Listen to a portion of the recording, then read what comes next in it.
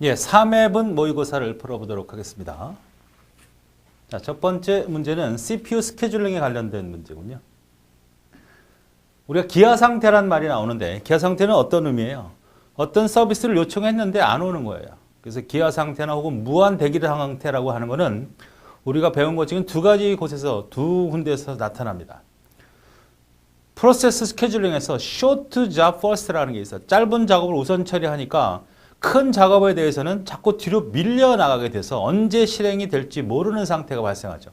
SJF.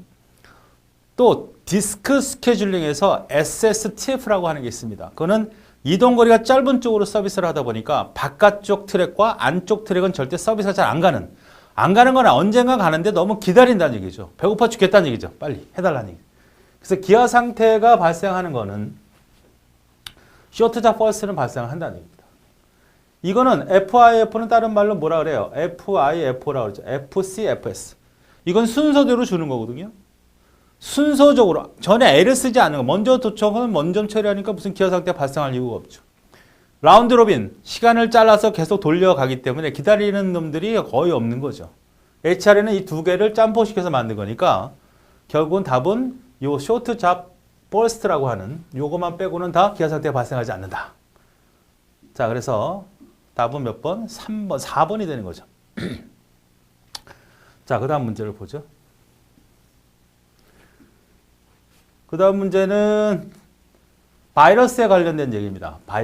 바이러스라고 하는 건 워낙 종류가 많고 다양하기 때문에 문제 출제에서 어떤 테크니컬을 발휘하진 못해요. 그 특성이 워낙 정형화된 것이 아니기 때문에. 그러니까 단지 어떤 형태가 나타나면 어떤 바이러스냐를 찾을 수만 있으면 됩니다. 감염시킬 때마다 자신의 형태뿐만 아니라 그 형태의 패턴까지도 이 형태 패턴이죠. 행동 패턴. 행동 패턴까지도 변화시키는 그런 바이오 핵심이에요. 그러니까 다양한 형태 패턴을 바꿔버리는 그런 것이 가장 적합한 바이러스가 메타모틱이라고 하는 바이러스입니다. 자, 다른 걸 살펴볼까요? 무슨 내용인지. 암호화된 바이러스. 랜섬이라고 하는 것이 있죠. 랜섬. 그러니까 내 컴퓨터를 암호를 걸어서 암호를 해독하려면 돈을 내라. 그렇지 않으면 파괴가 되거나 도저히 내 중요한 파일을 열어볼 수 없게끔. 랜섬. 이것이 이제 암호화된 바이러스고. 매크로라고 하는 것은 어떤 특정한 내용을 계속 복사해내는 거죠. 실행 파일을 감소시키는 게 아니라 특히 이제 MS 오피스 같은 그런 부분들의 문서 파일까지도 바이러스에 감염시키기 때문에 굉장히 확장성이 큰 거다 이거죠. 보통 실행 파일만 감염시키는데 이거는 문서 파일까지도 감염시킨다. 스텔스라고 하는 것은 뭐 양키 두들이라고 하는 로그막이 나오는 형태라고 해서 여러 가지 뭐 5초에서 카운트까지 점점점 증가하면서 완전히 컴퓨터 끝장을 내는 그런 형태의 아주 무서운 바이러스죠. 설명을 했을 때 찾을 수 있으면 된다. 자, 그래서 답은 4번이 되겠습니다. 다음 3번. 3번의 문제는 메모리가 다음과 같이 EC00H. 이건 H라는 건 16진수라는 얘기거든요. 그러니까 우리가 보통 컴퓨터의 메모리의 번지도 10진수나 8진수를 쓰는 게 아니고 다 2진수로 되어 있는데 그걸 실제로 표현할 때, 모니터 디스플레이 할 때 16진수로 표현이 되거든요. 그러면 메모리가 예를 들어서 여기가 E, C, H부터 F라는 얘기예요. 다시 쓰면 이건 어떤 의미예요? E가 뭡니까? A는 10이죠. 10은 1010.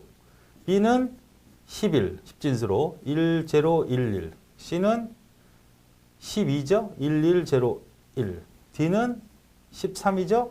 1110. 10. 요거가 좋네. 여기가 01이죠. E가 14, 1110. 그 다음에 F가 15, 1111. 이거 기억하시라는, 이것만 기억하면 쭉 내렸으면 되잖아요.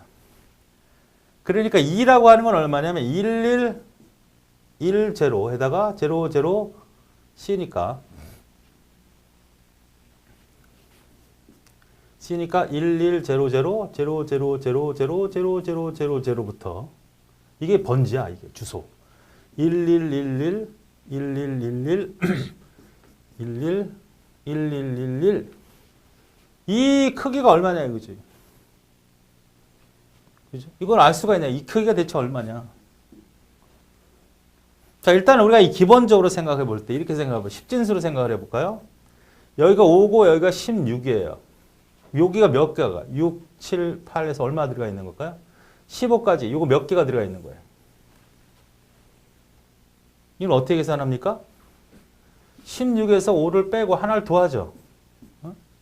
이게 개수가 들어가는 거예요. 자, 다시 정리해 보면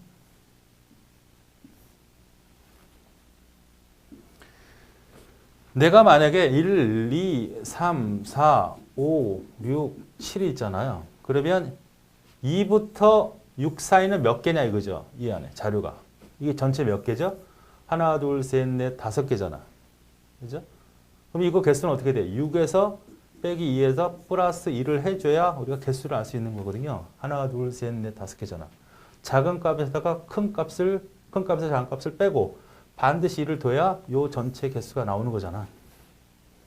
맞습니까? 그러면 지금 이거예요. 이게 가장 작은 값 2에 해당되는 거고 이게 가장 큰 값 6에 해당되는 거란 말이야. 그러니까 F에다가 빼기 2, C, 0, 0를 빼면 되는 거죠. 그리고 하나를 더해야죠. 그럼 F에다가 2, C, 0, 0를 빼요, 일단. 그럼 여기는 여기 F, 이게 15라 그랬죠? 이건 12잖아요. 이 15, 요건 12. 잘 몰라? 다시 써야지. A, B, C, D, E, F. 10, 11, 12, 13, 14, 15. 15에서 10C를 빼는 거니까. 그죠? 여기 3이죠. 여기 이거지. 맞습니까? 거기다 하나를 더해야 되죠. 하나를 더해. 그러면 얼마가 됩니까? 여기는 16이니까 0 되고 올라가니까 0 되고 하나니까 4가 되고 1400이네. 그렇습니까? 그러니까 우리는 결국 이게 1400이라는 뜻이죠. 이걸 계산하면 되네. 이게 무슨 진수야? 16진수라고. 16진수 1400이 얼마인지를 계산해야죠.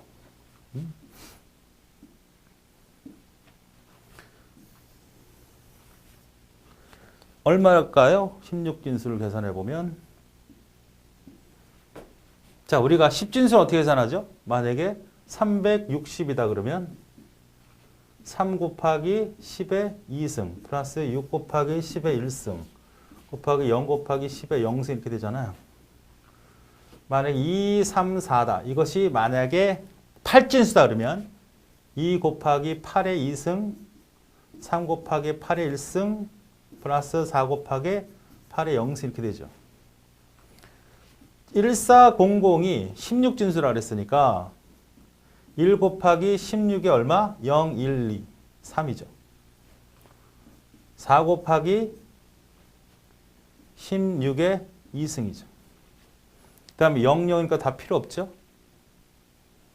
0, 0이니까 다 필요 없죠. 요 값을 계산하면 되는 거네. 그치? 그러니까 어떻게 됩니까?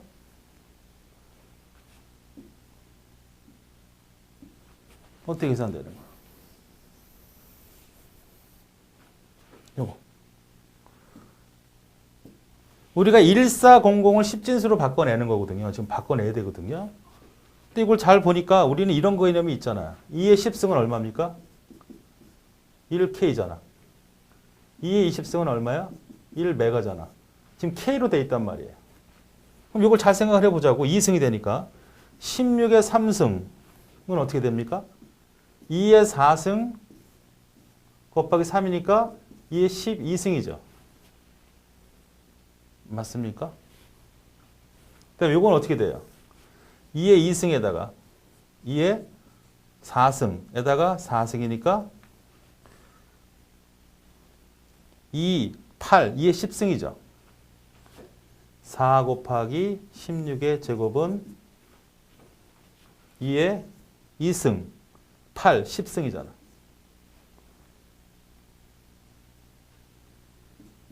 그렇죠? 자, 요거를 더하면 얼마가 되느냐 이거예요. 이거 더하면.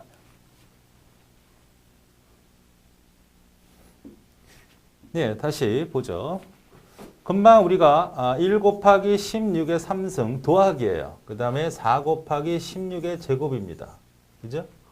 요게 바로 뭐였습니까? 1, 4, 0, 0, 16 진수를 이렇게 표현한 거잖아요. 물론 다 곱해줄 수 있어요. 그런데 이것이 곱하면 돼. 16을 3번 곱한다? 곱할 수 있습니다. 곱하다가 시간 너무 뺏기니까 이렇게 보라는 얘기. 이 16은 2의 몇 승? 2의 4승이죠. 4, 4, 16이니까. 3이잖아요.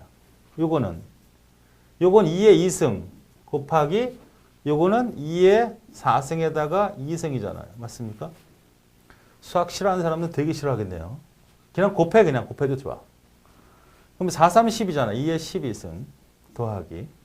이건 얼마예요? 8에다 2의 10승이잖아요. 2의 10승이 바로 뭐예요? K잖아, K. 그러니까 이거는 곱하기가 아니에요. 헷갈리면 안 돼요. 2의 12승 곱하기 2의 10승은 2의 22승이 맞습니다. 근데 곱하기 하나 덧셈이란 말이에요. 그럼 이게 얼마입니까? 우리가 2의 10승은 얼마예요? 1024죠. 2의 11승은 얼마예요? 20 곱하기 2048. 2의 3승은 12승은 4096이에요. 그러니까 이건 12승은 4096이고 2의 10승은 1024잖아요. 그러면 5000 얼마가 나오죠? 자, 정리를 해보죠.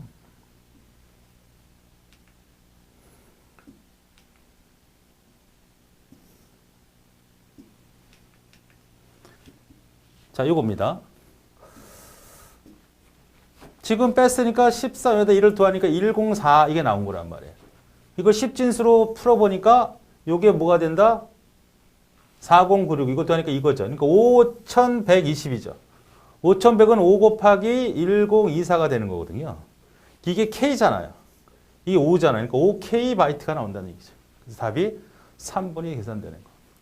그러니까 요 계산은 큰 값에다 작은 값을 빼서 1을 더하는 거고 이 16진수를 우리가 이렇게 바꿀 수 있다는 것이 조금 계산적으로 의미는 아는 거죠. 의미는. 여기가 5고 여기가 13이다 그러면 13에서 10, 요 사이에 몇 개가 있느냐는 거거든요. 그 13에서 5를 빼서 플러스 1을 한 값이 그 용량인데 그것을 16진수로 해야 되니까 이런 불편함 형태가 있는데 여러분 연습을 통해서 극복을 하셔야 됩니다. 자, 그 다음은 3번이고 4번 문제를 보죠. 자꾸 저걸 만지지. 미치. 예, 4번을 보도록 하겠습니다. 4번은 우리가 HTML이라고 하는 건데 이 5라는 건 버전 5라는 겁니다.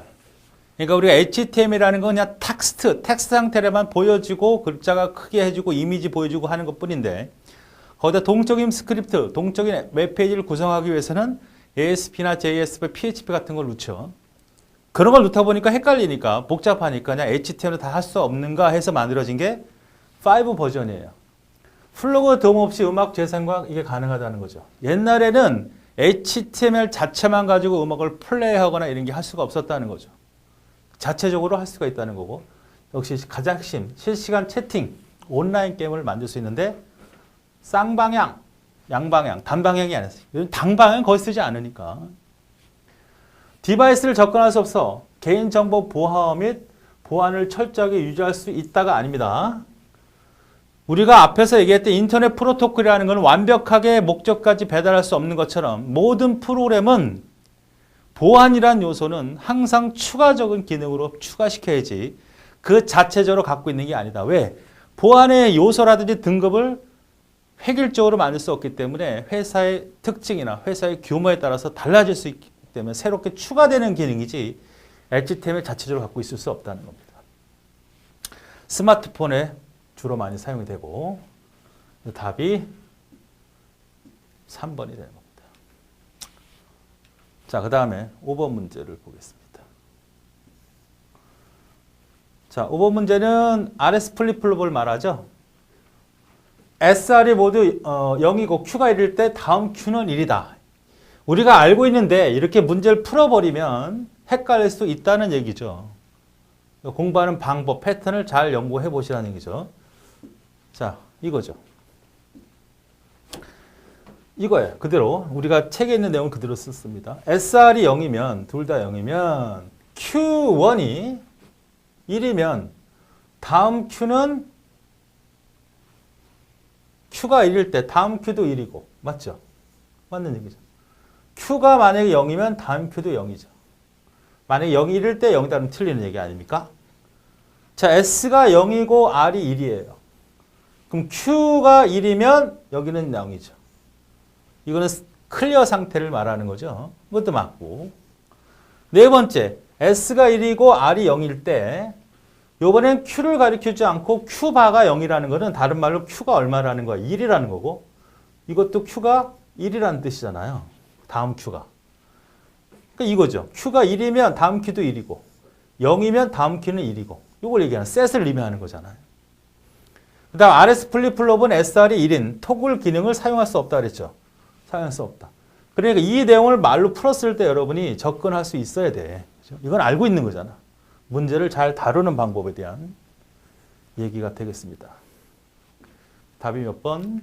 3번. 잘못됐죠. 자, 그 다음 문제를 보시죠.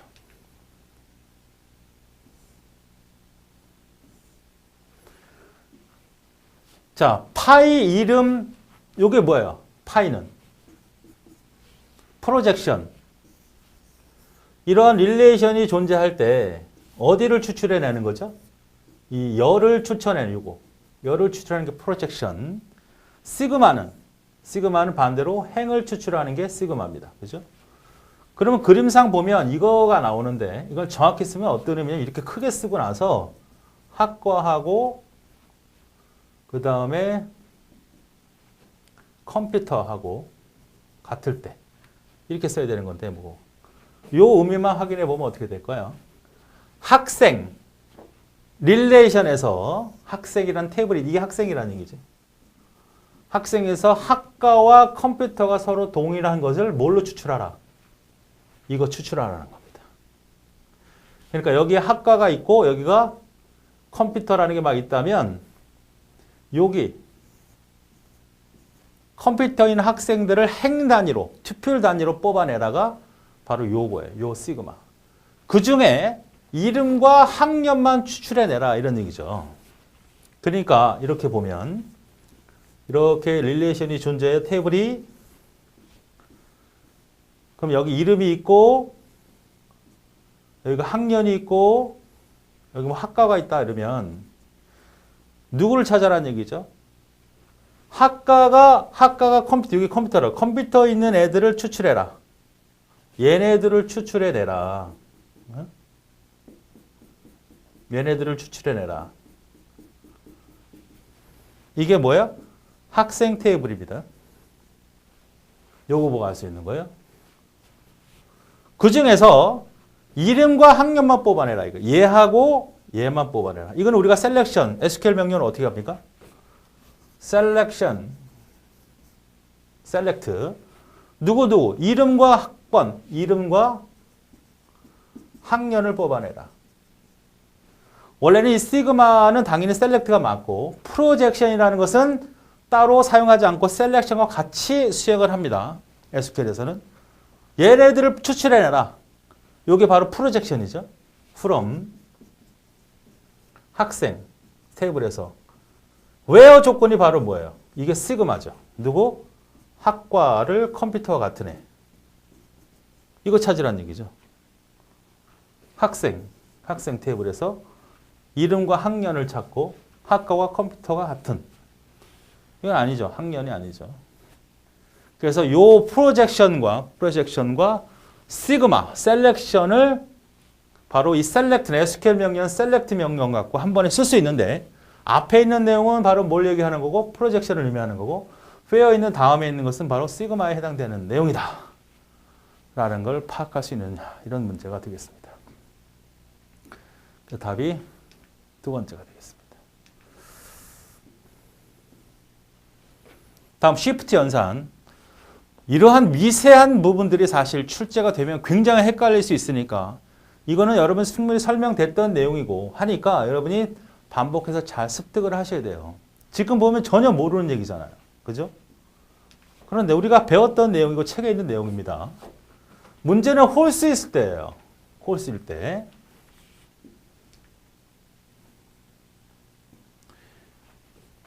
홀수이면서 양수. 우측으로 이 시프트 보세요. 43이 어떻게 됩니까? 홀수잖아. 그죠? 그 다음 양수죠. 1 시프트 하면 잘려 나가는 부분이 있다는 거잖아. 왜? 맨 1, 2, 4, 8. 그럼 이걸 사용할 거 아닙니까? 밀려나가니까 이분이 잘려 나가는 거 아니야. 그러니까 43인 경우에 2로 나누면 21.5가 나온다고요. 왜? 소점 하나가 있으니까 이게 1이라는 값이 있으니까. 이거 잘려 나가잖아. 근데 원래 실수 계산하면 21.5인데 정수를 실수로 만들 수는 없잖아. 잘려 나가는 거니까. 그러니까 5가 날라가. 그래서 모든 형태가 다 감소가 됩니다. 기억하시라는 얘기죠. 이거 기억을 하라고. 그 다음에 홀수가 음수이면서, 음수라는 얘기입니다. 오른쪽은 똑같이 시프트를 했어. 이거는 양수니까 모두 다 감소인데 음수일 경우에는 어떻게 됩니까? 다 증가되는데 2의 보수는 감소되는 이유가 있어. 왜? 2를 더했잖아요. 2를 더했기 때문에 그래. 2의 보수는 2를 더해주잖아. 설명했던 대로. 이건 마이너스 21.5니까 원래 값은 어떻게 증가가 된 거죠. 선생님 왜 증가가 된 거예요? 마이너스 22인데? 아니 봐봐요. 마이너스 21, 마이너스 22. 이게 큰 거예요? 이게 큰 거잖아. 그러니까 여기에 마이너스 21.5니까 이걸 원래 참값인데 이게 돼버리니까 어떻게 돼요? 22가 실제로 된 거죠. 그러니까 21이 됨으로써 증가가 된 거잖아요. 그런데 뭐는 2의 보수는 절대적으로 22가 되므로 어떻게 됩니까? 감소가 된 거잖아요. 자, 이렇게 반드시 기억을 해두자. 요 내용입니다. 요 내용. 자, 그래서 답은 4번이 되는 겁니다. 요 내용이 이대로 나오면 나올 리가 없죠. 이대로. 여러 가지 변형 형태로 아니면 합쳐서 고정설조나 막 나올 수 있다는 얘기죠. 그러니까 이것이 완벽하게 되지 않으면 이런 문제가 나왔을 때 절대적으로 틀릴 수밖에 없다. 라는 얘기입니다. 다음 39번. 어떤 릴레이션 ABC의 복합 애트리뷰트 AB를 기본키로 가지고 있고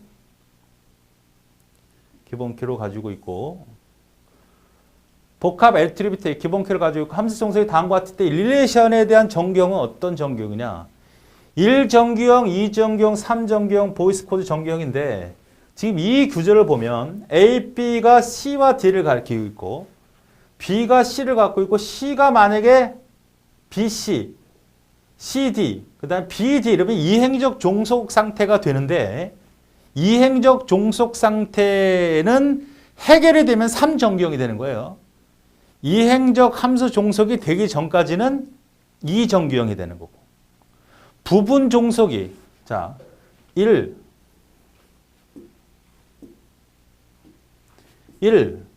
1정규형, 2정규형, 3정규형일 때 이게 되면 뭐가 돼요?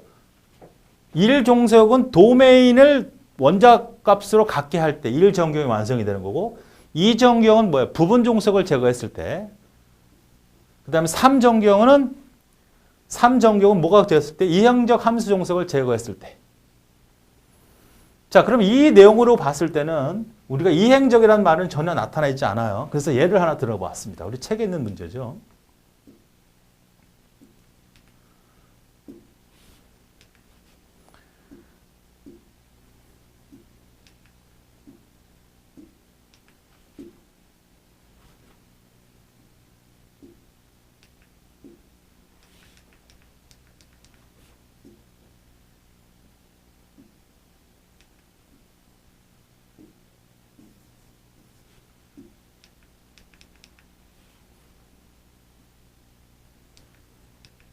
자, 책에 있는 내용 우리가 한번 예를 들어 봤습니다. 예를 들어 본 건데 자, 이런 경우죠. 학번이 있고 국어가 있고 학번이 있고 과목이 있고 그다음에 점수가 있고 학점이 있거든요. 1, 2시는 더 이상 분해할 수 없는 상태가 됐어요. 그러니까 1정경이 마친 건 맞아요. 그죠? 더 이상 분해하면 1정경 상태가 된 겁니다. 상태가. 자, 근데 여기서 과목 점수, 과목이 점수를 완전한 종속이 될 수 없다는 얘기죠. 국어가 된다고 해서 90점 되는 게 아니잖아. 국어할 때 70점이 될 수 있다는 얘기 아닙니까? 요 과목, A, B, C D로 얘기하는 겁니다. 이건 완전한 종속이 되지 못해요.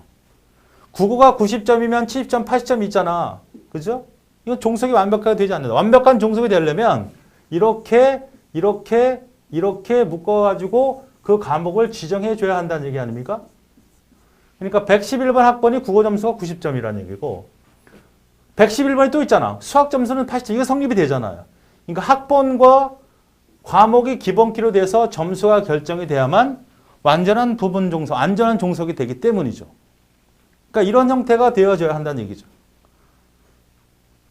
그런데 이건 아직 이 부분도 해결을 못했죠. 이 학점이라는 부분도 이 점수에 종속이 되어 있는데 어떻게 종속이 되어 있는지 확실히 되어 있지 않기 때문에 뭔가 불안하다는 얘기예요. 그러니까 부분 종속을 해결하지 않은 상태라는 얘기지. 여기 이행적이란 말이 나옵니까? 자, 다시 문제를 보세요.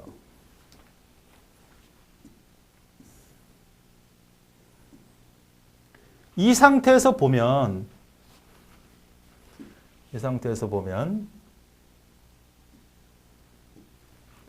A, B가 C를 가리키고 그 다음에 D도 가리키고 있단 말이에요. 또 B라는 과목이 C를 가리키는 거 맞고 또 C라는 학점이 점수를 가리켜요. 점수가 학점. 여기에는 도메인이 완벽하게 분리된 건 맞지만 부분적인 종속이 그대로 남아있다는 얘기예요. 해결한 게 아니야. 완벽하게. 해결하지 않고 이행적 종속도 안 남아있다고. 도메인만 분해가 완벽하게 도메인화시켜서 원자성을 만들어내는 것밖에 없으니까 이건 1정경이 끝난 것밖에 없어요. 이것이 완벽하게 해결이 돼서 완전한 종속이 되면 그때 2정경이란 말이야. 3정경 아예 가지도 않았고 4정경 말도 아니고 보이스 코드 정경. 그래서 1정경이 답이 됐던 그런 내용이 되겠습니다.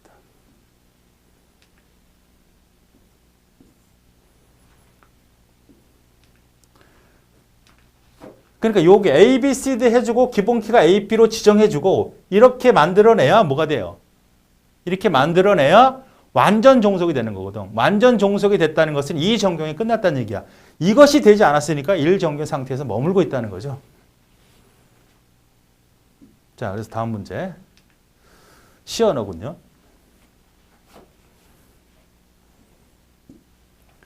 자, 여기가 함수예요. 그죠? 여기 함수입니다. 펑션이라는 함수, 인수를 넘으로 갖고 이게 메인이죠. 리턴 값이 존재하는 거니까 이게 리턴 값이에요. 그 다음에 여기는 뭐 시스템과 인터페이스니까 이거는 뭐 신경 쓸 건 없고. 자, 여기는 for는 5부터 0까지 하나씩 감소해야 되니까 5, 4, 3, 2, 1까지. 1이 되면 참인데 0이 되면 0까지 들어가네. 그죠? 0이 돼도 참이죠. 수행을 하는데. 그런데 그러니까 i가 5, i가 4, 3, 2, 1, 0까지 가는 거예요. 5부터 하나씩 감소하면서 어디를 반복하는 겁니까? 이 부분을 반복하죠. 요 내용은 뭐예요, 그러면 이거는? i가 2로 나눴어. 나머지가 얼마야? 1이다. 이건 무슨 뜻이죠? 2로 나눈 나머지가 1이야. 0이 되는 건 뭐야? 2로 나눈 나머지가 0이야. 그럼 다 짝수를 말하는 거고 1이면 다 홀수를 말하는 거잖아. 그러니까 홀수일 때만 출력하세요. 이런 뜻이군요. 홀수일 때만 출력하세요니까 5, 3, 1일 때만 처리하라는 얘기지. 짝수는 하지 말아라는 얘기야. 그렇죠. 자, 그러면 정리를 해보죠. 자, 요 출력은 뭐예요? 요 출력은 여기 있는 변수를 여기다 출력하라는 얘기예요. 그죠? 요 펑션 값을 여기다 출력하라는 얘기죠. 그러면 여기는 뭐가 찍힐까요? 홀수면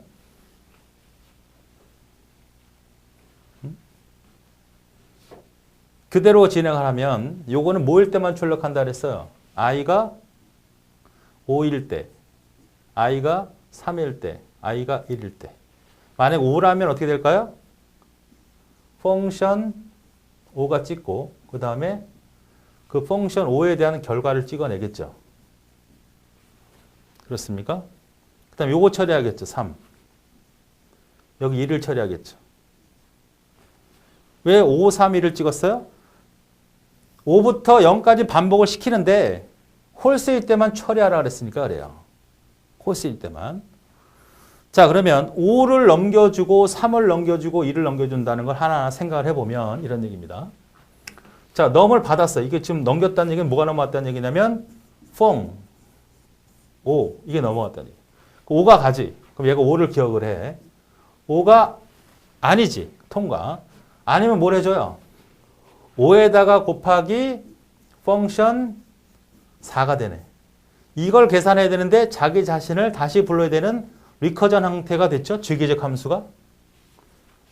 맞습니까? 네.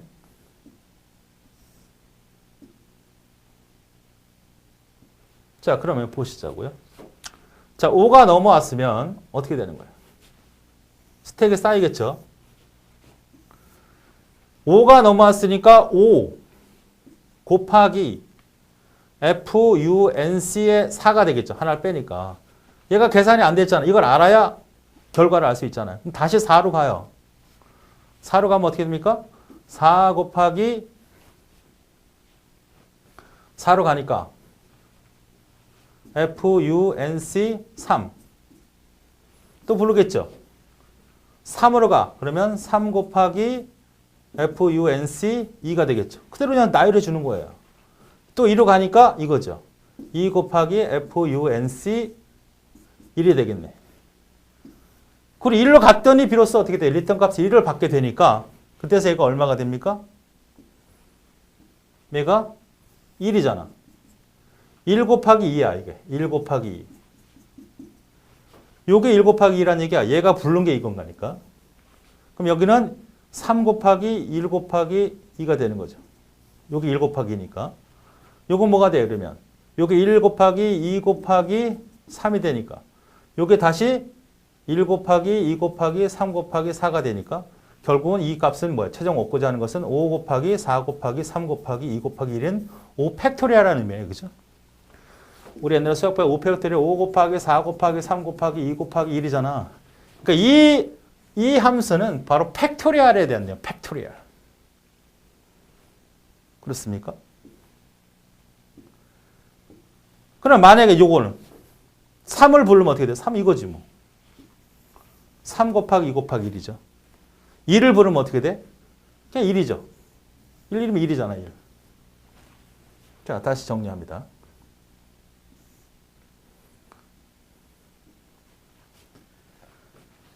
자, 요 메인 자체는 i가 5, 3, 1일 때만 수용을 한다. 왜? 얘 때문에.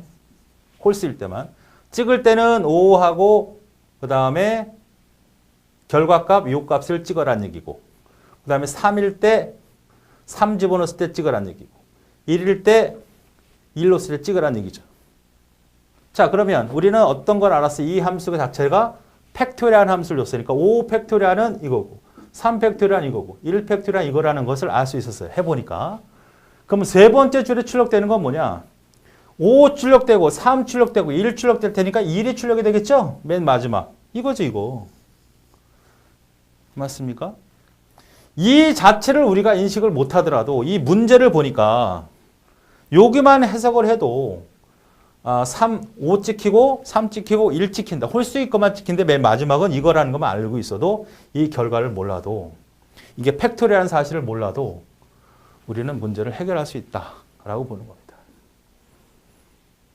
자, 답이 역시 설명해 놨으니까 여러분이 확인해 보시기 바랍니다. 잘 해놨어요. 답이 정해졌고 그 다음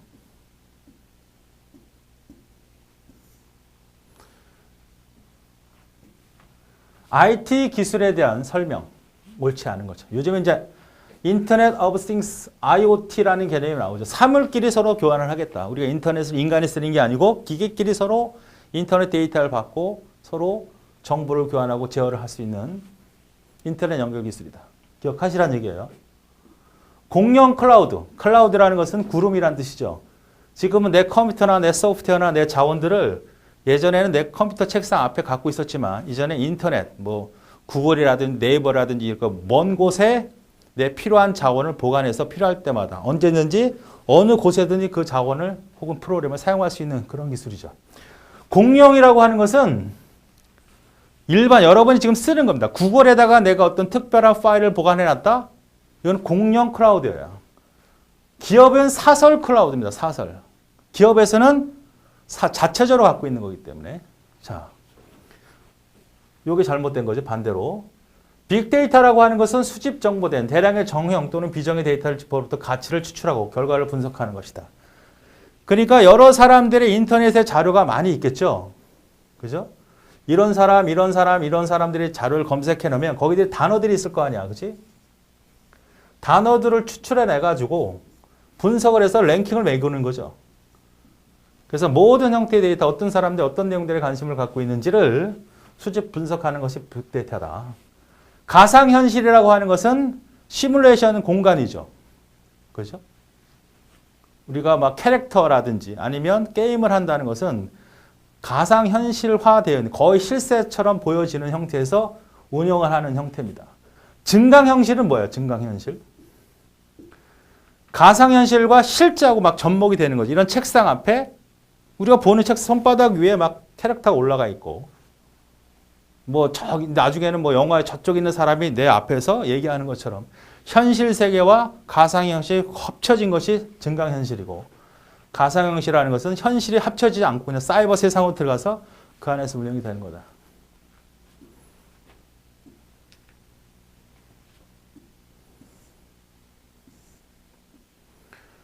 자, 공용 클라우드. 서비스 대상이 일반 대중이다. 이거야, 대중. 우리가 쓰는 거죠. 소프트웨어를 구매하지 않고 그냥 거기다 저장하는 정도. 이건 특정 기업이다. 이걸 기억하라는 거예요. 그래서 사설과 공용은 그렇게 정리하시고 이거 합쳐놓은 것이 하이브리드다. 자, 그래서 답이 두 번째 내용. 자, 그 다음에 12번. 램의 구조에 대한 얘기네요. 램이 4. 그리고 보통 이제 이렇게 표현합니다. 램의 구조를 보면 이게 만약에 1K다. 용량이. 버스가 만약에 8개다. 데이터 버스가. 그러면 1K 곱하기 8로 표현하거든요. 그걸 물어본 게 아니고 16, 4라고 하면 16 곱하기 4라고 하면 이 메모리를 만들려면 4 곱하기 2는 이거는 몇 개가 필요하냐 이거 물어본 거예요. 나누면 됩니다. 나누면. 그냥 곱해서 나눠도 되고 요거 나누고 다 곱하니까 괜찮잖아. 4. 8개죠.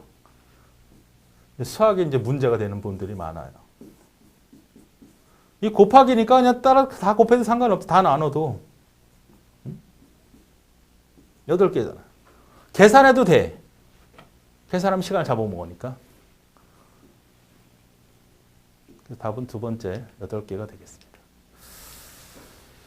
자, 13번 같은 경우도 이제 에듀훅이라고 하는 에듀혹이라는 문제인데요. 이것도 역시 이제 요즘에 많이 얘기가 나오는 겁니다. 정리를 좀 해보고 문제를 풀어보죠. 무선 지역 통신 네트워크다.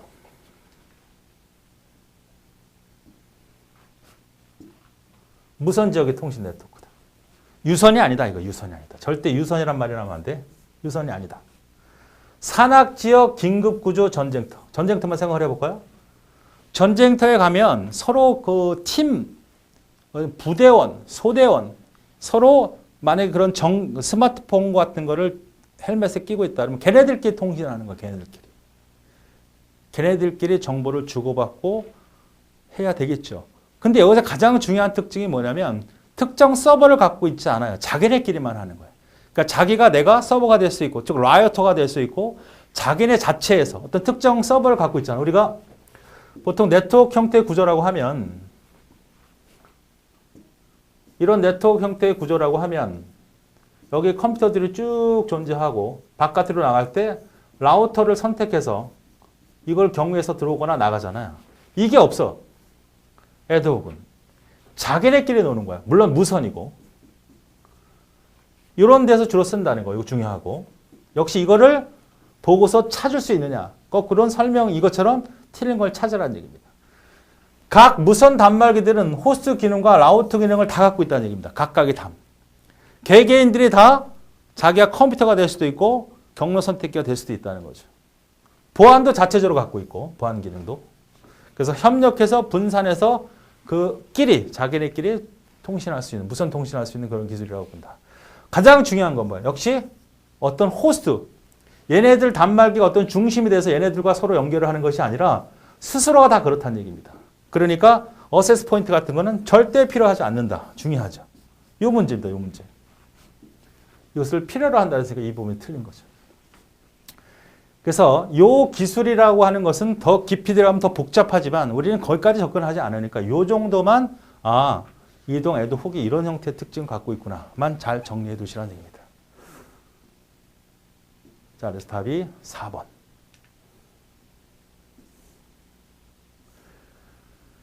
자, 포스트픽스 수식이죠. 수식은 스택을 이용하여 다음과 같이 처리해 주죠. 스택 포인트의 톱과 터1에 가리키는 두 원소는 뭐냐 이렇게 물어봤어요. 볼까요? 스캐닝을 이렇게 하나하나 가죠. 자, 27을 저번에 푸시를 합니다. 27을. 연산할 수 없죠? 그 다음에 3을 집어넣어요. 연산할 수 없죠? 왜? 연산자가 안 들어왔으니까. 그 다음에 3. 역시 연산할 수 없죠? 순서대로 지금 읽고 있는 거예요. 이게 들어왔습니다. 이건 뭐라 그랬어요? 어디 있나? 지수라 했어요. 지수 연산이라 그랬어요. 그러면 연산자가 들어왔으니까 대상이 계산이 되잖아요. 그럼 이걸 계산할 수 있네. 3의 3승.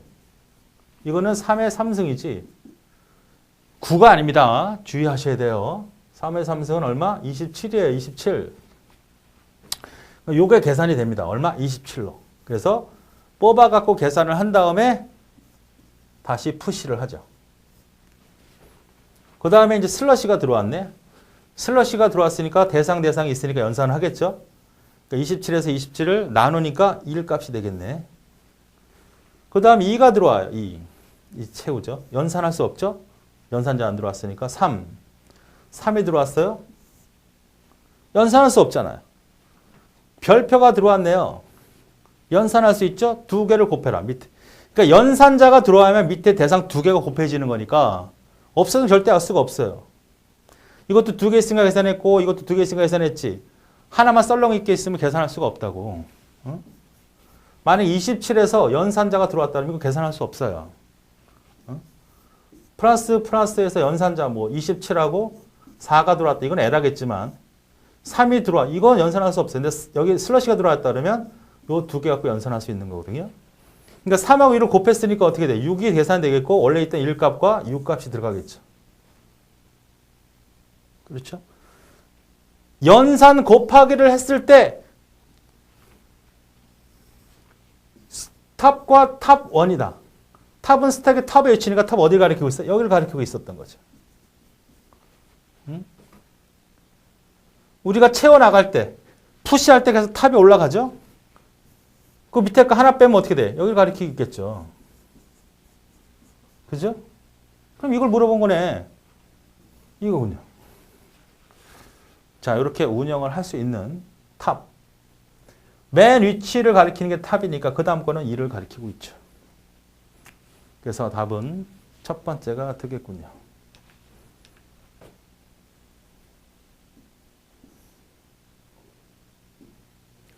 다음은 이런 형태의 모습이네. 이거는 C, I, D, R이라고 하는 IP 주소를 다른 방법으로 쓰는 그런 기술입니다. IPv4는 현재 IPv4는 너무 IP가 부족하니까 고민을 많이 했었죠. 처음에 설계를 잘못했죠. IP는 고정 IP라고 하는 거죠. 한 42억 개 정도면 충분하지 않느냐. 왜 인구가 전 세계 인구가 한 명씩 컴퓨터를 갖는다고 해도 저 정도면 되지 않겠냐. 그러나 서버라는 걸 생각하지 못했죠. 서버라는 거는 개인이 쓰지 않더라도 혼자 돌아가는 그런 컴퓨터 형태니까 너무 턱없이 부족해. 그래서 IPv6로 확장이 되고 이거 변경이 될 거고 그 중에 하나 이런 것이 있다는 얘기입니다. 자, 요거 주소를 보면 우리가 보통 192, 168, 1.0이라고 하면 이건 뭐죠? 어디 클래스예요? C 클래스입니다. 우리가 배웠던 내용으로 정리를 해보죠. 그럼 이것의 서브넷은 얼마예요? 255, 255, 255.0이죠. 255는 다 1이니까 이 주소는 건들지 말고 요것만 변경을 해서 네트워크를 관리하라는 얘기예요. 그러니까 C 클래스는 총 몇 개예요? C 클래스는 256개의 IP를 갖고 있습니다. 그래서 대표 주소가 이거니까 대표 주소 하나 빼고 모든 단말기에다 데이터를 보낼 수 있는 브로드캐스트, 즉 맨 마지막 주소. 그러니까 192.168.1.0은 대표 주소. 이 네트워크를 찾아오는 주소. 맨 마지막은 뭐? 255는 모든 단말기에다 데이터를 한꺼번에 쏠 수 있는 방송용 주소. 이 두 개를 빼고 실제 부여할 수 있는 주소는 254개가 C 클래스의 기본 베이스죠. 이건 하나의 네트워크예요. 그런데 이걸 우리가 나눠 쓰려면 어디를 바꿨죠? 이 부분을 바꿨죠. 0, 0, 0, 0, 0, 0, 0, 0, 0, 8비트로 표현하면. 둘로 나누면 이게 1, 0, 0, 0 이거였죠. 네 개로 나누려면 1, 1, 0, 0, 0, 0, 0, 0 형태로 진행을 해서 썼던 게 맞잖아요. 자, 그거의 변형으로 어떻게 하는 거냐. 이 슬러시를 주게 되면 우리가 C 클래스일 때는 이게 뭐가 돼요? 앞에 4개, 앞에 3개가. 이게 네트워크 주소가 되고 맨 마지막에 8비트로 되어 있는 게 호수 주소예요. 그러니까 이 전체 명칭 주소가 이거고 이걸 우리가 뭘로 표현하면 CIDR로 표현하면 어떤 의미냐면 192.168.1. 그 다음 0하고 슬러시 24라고 쓰면 돼요. 이게 무슨 뜻이야? 이 형태로 쓰는 게 이렇게 쓰면 돼요. 24라는 건 네트워크 비트 수를 말해요. 자, 이거 하나, 둘, 셋, 네 개. 이게 몇 비트죠? 24비트. 이게 8비트잖아. 총 32비트잖아요, 전체. 이게 네트워크 주소잖아요. 이게 C 클래스 아닙니까? 이게 컴퓨터 주소. 각각의 컴퓨터에 부여할 수 있는 256개 주소를 갖고 있는 거 아닙니까? 그런데 지금 이 모습은 어떻게 28이니까 4개를 더 쓴 거야, 4개. 그러니까 이 중에 4개를 더 쓴 거야, 4개. 그리고 요거만 가지고 너희들이 써라, 이 얘기입니다.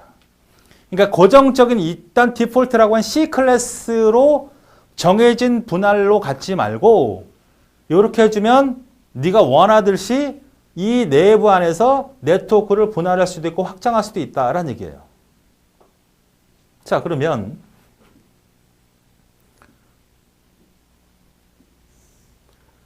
정리를 다시 해보겠습니다. 자, 요거예요. 28이라는 거 주소가 수속되어 있는 네트워크 주소 블로드 주소를 옳게 쓴 건 얼마냐. 그러면 이렇게 나오면 192, 168.1, 222죠. 요거를 표현합니다. 일단 뭘로? 이진수로. 어떻게 돼? 222는 1, 2, 4, 8, 16, 32, 64, 128, 256이죠. 그러면 220은 얘 하나 써야 될 것 같고 얘 하나 써야 되죠. 192죠. 222에서 192를 빼면 얼마가 나요? 30이 남나? 30? 그냥 안 되고 얘 하나 써야 되고 얘는 20, 24 이렇게 많아? 이렇게 되는 거예요. 이게 222예요. 그럼 요 부분도 어디에 속하는 거야? 네트워크 주소에 속하는 거죠. 다시 말하면 192, 168, 1점 요거 8비트를 표현하면 1, 1, 1, 0, 1, 1, 1, 1, 0이야. 원래는 C 클래스 여기까지만이지만 CI 되면 여기까지가 바로 뭐가 되는 거야? 네트워크 주소가 되는 거죠. 나머지는 어떻게 돼? 이 부분은 0000부터 1111까지 쓰라는 얘기지. 그럼 이 값은 얼마예요? 요거. 요 부분까지는 네트워크 주소에 포함시키는 거야, 이쪽에. 나머지 4비트를 어떻게 되나? 니네들이 알아서 써라. 그러면 1101은 어떻게 됩니까? 1101이 얼마야? 192에다가 16을 더하니까 208이 되네. 그죠? 208이 그 네트워크를 대표하는 주소가 되고 맨 마지막에 뭐가 된다? 브로드캐스트 주소가 된다. 맨 마지막은 208에다가 15를 더한 거니까 223이 되겠네. 요거가 되는 거예요. 자, 처음 배우는 느낌이니까 좀 새롭겠지만 다시 한번 정리를 해보죠.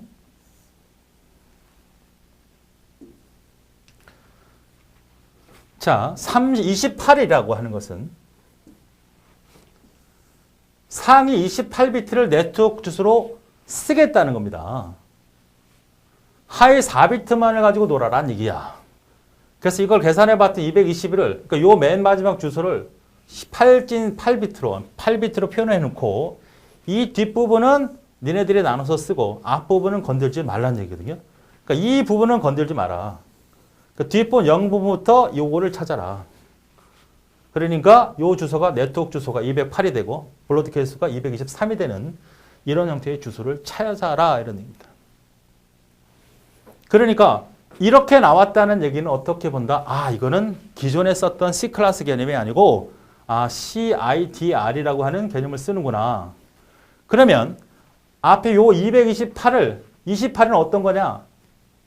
192 8비트, 168 8비트, 1 8비트니까 이게 24비트잖아. 플러스 4비트를 더 쓰라는 얘기죠. 8비트. 요 나머지 4비트니까 이거 갖고 놀면 돼. 그죠? 이게 바로 어떤 요 부분을 네트워크로 쓰라는 말이 바로 이 말이거든요. 나머지 4비트 갖고 놀아라. 그럼 이 값은 220으로 표현했을 때 이 앞에 상위 비트 4개는 그대로 놔두고 여기를 000부터 111까지 쓰면 이게 바로 뭐가 되고 네트워크 주소가 되고 맨 마지막에 브로드캐스트가 된다. 이런. 그래서 답이 3번이 되는 이런 문제가 되겠습니다.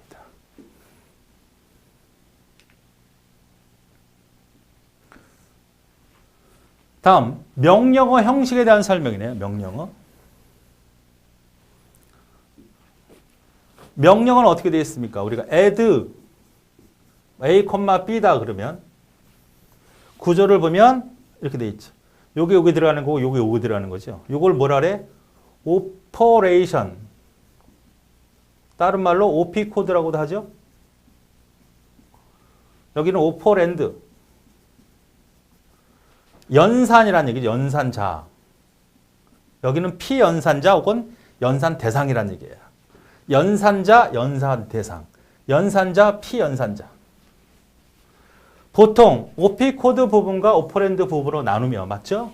오퍼랜드는 수행할 동작을 나타내는 게 아니고 연산의 대상물이죠. OP 코드가 바로 동작을 명시하는 거니까 바뀌었어. 틀렸고.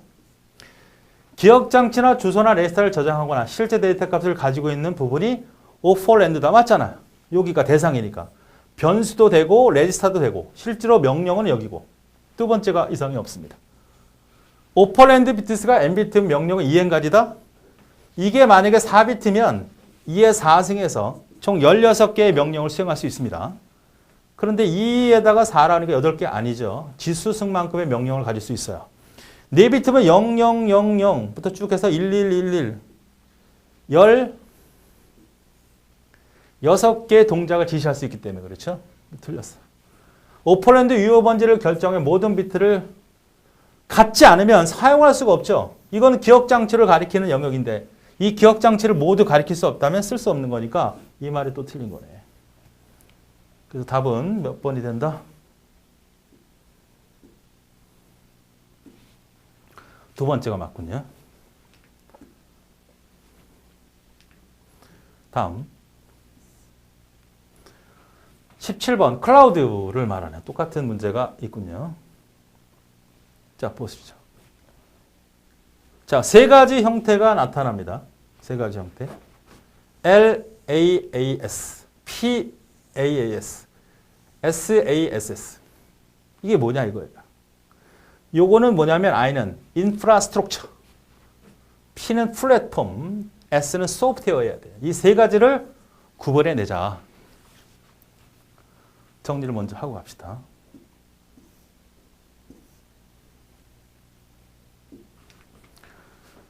자, 어떤 거야? 인프라스트럭처. 인프라. 여러분이 일반적으로 쓰는 겁니다. 그러니까 구글에다 내가 필요한 정보들을 그냥 보관하고, 데이터 보관하고, 중요한 정보들, 이미지, 사진 갖다 보관시키는 게 다 이런 형태의, 그건 다 똑같잖아요. as a service. 인프라를 구축할 수 있는 대다수의 일반적인 사람들이 쓰는 형태의 클라우딩 시스템을 이거라고 합니다. 보통 서버, 저장장치 이런 것들을 제공해서 와서 쓸 수 있게끔 해주는 거. 요거는 소프트웨어잖아요. 소프트웨어. 브라우저를 통해 인터넷 보편적 이용할 수 있는 어플리케이션. 이거는 뭐냐면 내가 클라우드 시스템을 접근해서 거기 있는 프로그램을 돌리고 싶은 거예요. 그러니까 내가 데이터만 저장하는 게 아니고 거기 가서 뭐 엑셀도 실행하고, 내 컴퓨터는 엑셀이 없어. 인터넷 접근해서 엑셀을 실행하고, 웹 브라우저 같은 거 실행하고, 홈페이지 구축하고, 이런 것들을 소프트웨어를 사용할 수 있는 그러한 클라우드 시스템을 소프트웨어잖아. 요걸 보세요. 요걸. 소프트웨어를 사용할 수 있다. 그 다음에 플랫폼이라는 것은 이런 소프트웨어나 여러 가지를 제공할 수 있는, 우리 회사의 네트워크를 구축하고 싶어, 우리가 어떤 특별한 형태의 서비스를 제공하고 싶어 직접 갖고 있지 않고 클라우드 시스템을 이용할 수 있게끔 해주는 거. 좀 더 큰 범위가 바로 PSAS, PAP. 플랫폼을 제공한다는 거죠. 모든 자원들을 제공한다. 이런 뜻으로 해석을 하시면 됩니다. 자, 그래서 답이 세 번째. 설명을 찾아서 보자. 이런 얘기입니다. 다음 18번. 18번. 가상기억장치 구현 방법으로 페이징과 세그먼트. 프로그램이 너무 크니까 메모리에 다 끌어올릴 수가 없어. 그러니까 프로그램을 잘라야 되네. 똑같이 자르는 기법은 페이징 기법. 다르게 자르는 기법은 세그먼트. 페이징 기법에서 세그먼트 페이지 크기가 2KB 가상 주소도 옵셋이 K비트다. 자, 이렇게 나눴다고 합시다. 요게 만약에 1024라고 합시다. 크기가. 바이트라고 합시다. 그러면 요 1024는 어떻게 되죠? 이진수로 표현하면 2의 10승, 2의 10승이죠. 그렇죠? 그럼 여기를 다 일일이 구석구석 가리키려면 몇 비트가 필요하냐 이거죠. 이걸 확장시켜 볼게요.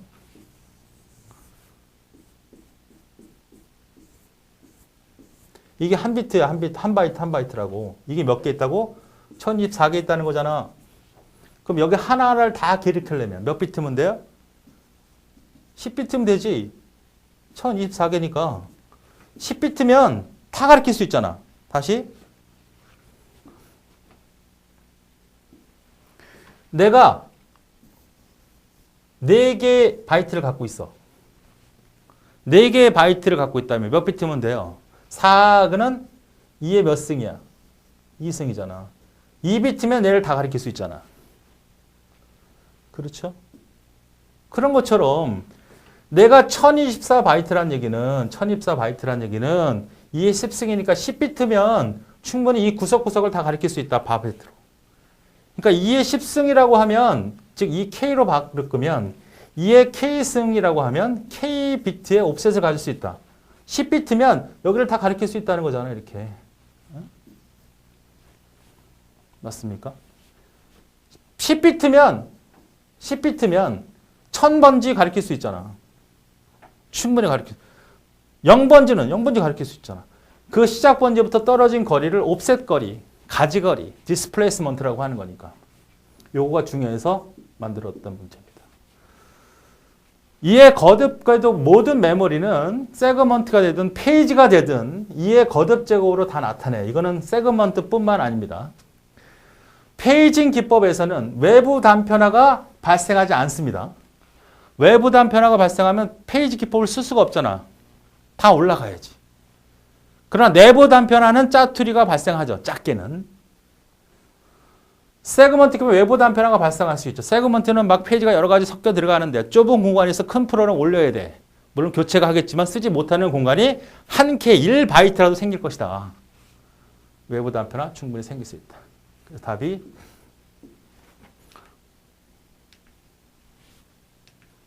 두 번째가 되겠습니다.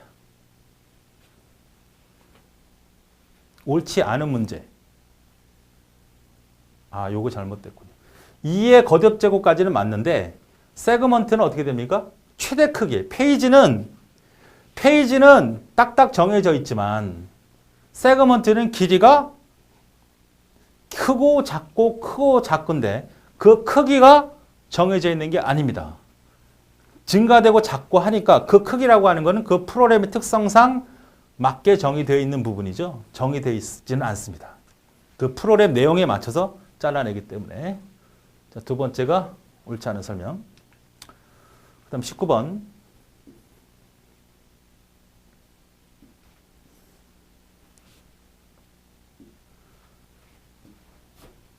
자, ARQ에 대한 얘기죠. 설명을 하고 찾아라 이런 얘기입니다. flow send라는 거 존재하지 않고 stop and go back, select 그 다음에 하나 adapt 혹은 dynamically 동적 ARQ가 존재하죠. 보내고 받는 측이 있어요. 패켓을 혹은 프레임을 하나씩 보내서 ACK나 낙이라는 응답이 있으면 하나씩 보내고 하나씩 보고 확인하면서 보내는 게 stop and wait. 가장 큰 단점은 하나씩 주고받기 때문에 너무 느리다는 거고 낙만 쓰는 게 아니라 얘는 ACK도 쓴다는 거예요. 딴 데는 절대 안 쓴다는 거죠. goback에는 여러 개의 패켓을 보내는데 에러가 나면 에러가 난 이후부터 다시 보내라. 이거 없고 select repeat는 에러만 난 것을 그것만 보내라. 자, 낙을 사용하는 거 맞고 발생한 에러만 보내라. 이거 select repeat 설명이죠. 만약에 오류가 발생한 데이터부터 다시 전송해라 그러면 뭐가 돼? go back n이 되는 거죠. 수십 개 큰 버퍼와 프레임의 재순서화 기능이 요구된다. 무슨 얘기냐? 여기서 얘든 보낸 놈이 어떤 놈을 보내달라고 할지 모르니까 보낸 놈은 다 보관하고 있어야 돼. 여기도 마찬가지죠. 그런데 이 go back n이라고 하는 것은 네 번째가 잘못됐다 그러면 네 번째까지만 기억하면 되는데 select repeat는 5, 6번째도 다 보관을 해야죠. 네 번째가 잘못됐어. go to back은 네 번째, 5번째, 6번째 다 다시 보내는 거 맞으니까 네 번째 이유로 기억할 필요는 없지만 select repeat는 네 번째만 다 다시 보내. 그러니까 5, 6, 7, 8번째 내용들은 그대로 갖고 있다고. 그러니까 보관을 해야 돼, 보관을. 그리고 조립해야 돼. 이 얘기입니다. 그래서 답은 4번에 해당됩니다. 자, 그 다음 20번.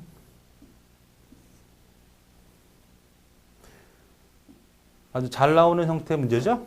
V룩업이냐 H룩업이냐 일단 결정을 해야죠. 자, 제품 코드가 있고 판매 금액이 있고 판매 수량인데 판매 단가가 없죠. 단가가 밑에 있는 겁니다. 그죠? 단가를 뭐 갖고 판단하겠다? 앞에 있는 요거 가지고 판단하겠다라고 했습니다. 그러면 우리가 찾아야 할 부분이 어디예요? 이 부분을 지정을 해서 이 부분을 행을 이 부분을 찾아야 돼. 그럼 뭐야 이거? 이건 H죠. 반대로 이렇게 되어서 이 부분을 찾아야 돼. 이건 뭐야? V죠. 이 얘기를 하는 겁니다. V룩업, H룩업. 이거는 V룩업이고 이건 H룩업이니까 답이 H룩업이 아니고 V룩업은 아니죠. H룩업. 그리고 무조건 H룩업을 쓰든 V룩업을 쓰든 그 범위의 시작 그건 지정하지 않아요. 그러니까 자동으로 첫 번째 행이나 첫 번째 열이 지정이 되는 겁니다. 자, 그러면 일단 얘를 찾아야 되잖아요. 제품 코드 A3. P를 뽑아내는 건 A3. 레프트를 써야 되겠죠. A3, 2를 뽑아내야죠. 자, 여기는 A는 어차피 A열을 쓰니까 놔둬도 되죠. 그러나 여기는 절대 지정하면 안 돼요. 그 다음 뭐가 돼야 되니까? A4가 돼야 되고 그 다음에 A5가 돼야 되니까 3, 4, 5라고 하는 것은 상대의 지정으로 하니까 절대 딸락이어 쓰면 안 됩니다. A는 써도 돼요. 써나 안 써나 똑같지? 지금 썼나 안 썼나? 다 안 썼네. 미드 아니네. 답이 나왔네 그냥 이것만 봐도. 미드는 인수가 3개 있어야 되잖아요. 자, 그래서 왼쪽 거 레프트를 뽑아내고 요거를 찾겠다는 얘기죠. 범위를 어떻게 해줘야 됩니까? 이 범위를 지정해 줘야죠. 얘는 변경이 되면 안 돼. 그래서 절대 지정을 해줘야 됩니다. 왜? 얘가 만약에 달러를 안 쓰면 이놈의 복사가 될 거 아니에요. 얘도 하나씩 늘어나거든요. 행이. 이렇게 돼버려. 그럼 이거 어떻게 찾아? 못 찾지. 하나 또 복사를 해버리면 그 다음은 되니까 절대 이 부분은 절대 지정으로 고정 배치시켜라. 걸리지 말아라 해주는 작업을 해줘야 되고. 거기서부터 몇 번째? 이게 첫 번째, 이게 두 번째. 브이로그일 때는 여기가 첫 번째, 두 번째, 세 번째, 네 번째. 그러니까 이걸 레프트를 이걸 찾아서 P에 해당되는 놈을 여기서 찾아서 이거네. 두 번째 해당되는 놈과 요 놈과 곱해서 판매금을 계산하라는 얘기거든요.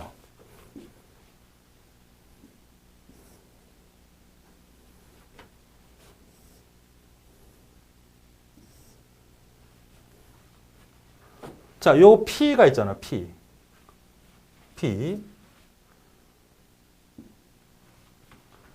요 P에 해당되는 부분과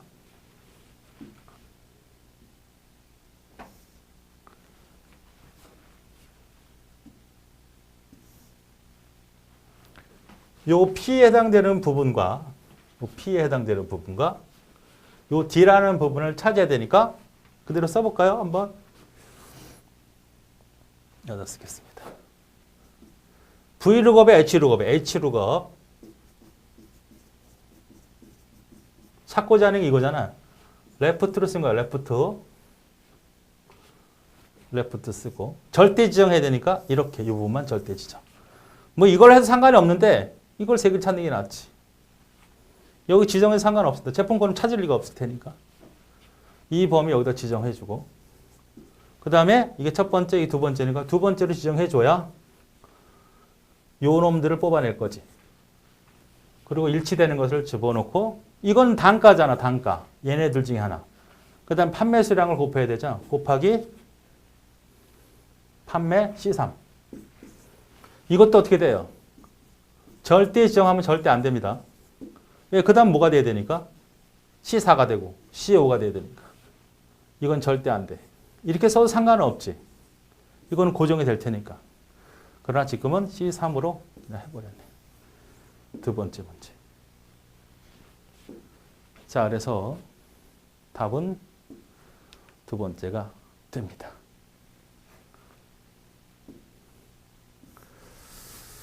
자, 여기까지 풀어봤습니다.